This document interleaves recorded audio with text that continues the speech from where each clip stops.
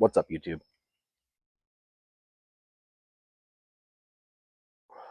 Well-rested Piper here, smoking some Autumn Evening by Cornell and Deal.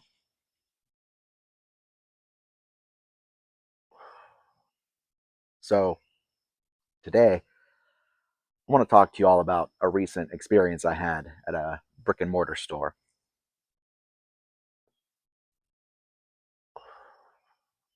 Now, some of you may know, I've sort of been on a pipe smoking hiatus for about the last 5 years. I haven't made any videos. And even while I wasn't making videos, I wasn't smoking my pipes. I've just been occupied with other things.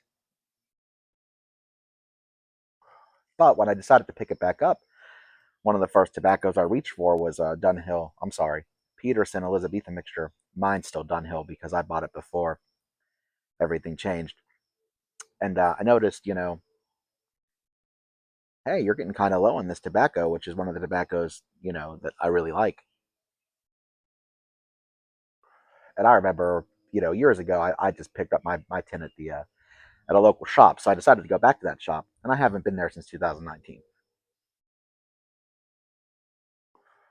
Now, this is just a little cigar shop that also happens to sell pipes and pipe tobacco, but it's predominantly cigars. But they do have a really nice tin selection and some nice pipe selections. And they have one employee who's specialized in pipes. And this is the first time that I got to meet him. So I walk into the shop and I'm telling him, hey, you happen to have any uh, Peterson Elizabethan mixture?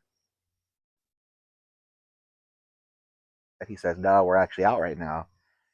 But is there anything else I can interest you in? And I said, I'm not sure. What kind of things do you enjoy smoking? So we got to talking, and he's talking to me about how he enjoys vapors and Virginias. Doesn't really care for a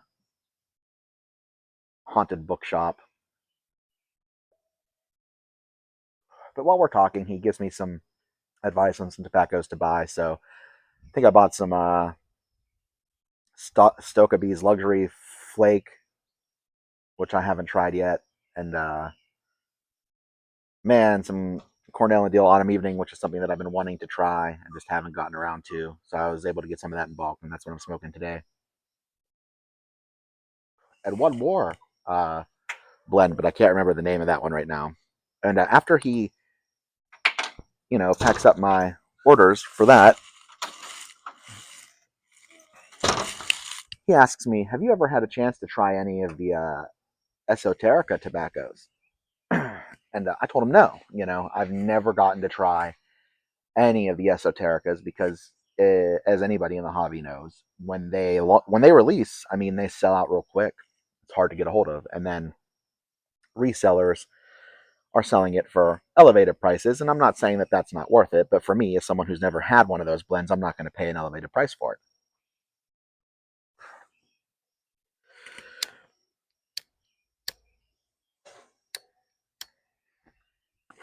So he says, I just opened this tin of Dorchester. I think it was Dorchester.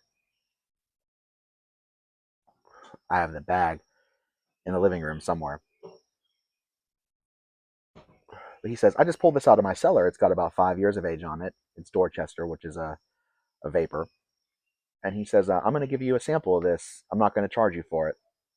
And he takes out of his personal tin about 3 pipes worth of this tobacco and just gives it to me. And if that just doesn't show you how inclusive this hobby can be, I don't know what will. This is a man that I had never met before. I walked into his shop.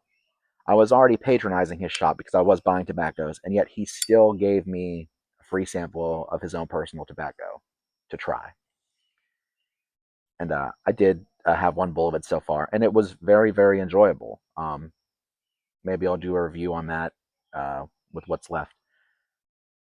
But it had me think, when I first started the YTPC, I interacted with lots of people. Matches 860, who passed away, was one of the bigger YouTubers at the time who encouraged me to start, making videos. And he was one of my first subscribers, and that meant a lot. And there were other people Um, like Earl Harris, the garbage man piper, who I had done trades with, and a few other people I've done trades with. And there was a gentleman, I can't remember his YouTube channel name, but his daughter had gotten diagnosed with a rare cancer, and he did a little giveaway for people who shared his GoFundMe of his daughter. And I mean, he sent me a pipe just for making a video about, you know, his situation. And then I had John Panzer tell me that I won, a giveaway, and had me get in touch with another YouTuber who restores the pipes. I can't remember his name right now, but I do still follow him on here. And they sent me this beautiful pipe. And I mean, my experience with the piping community as a whole has been nothing but positive the entirety of my time as a pipe smoker. And that was just reinforced even after a 5-year break with one of my first experiences with somebody else in the hobby in person.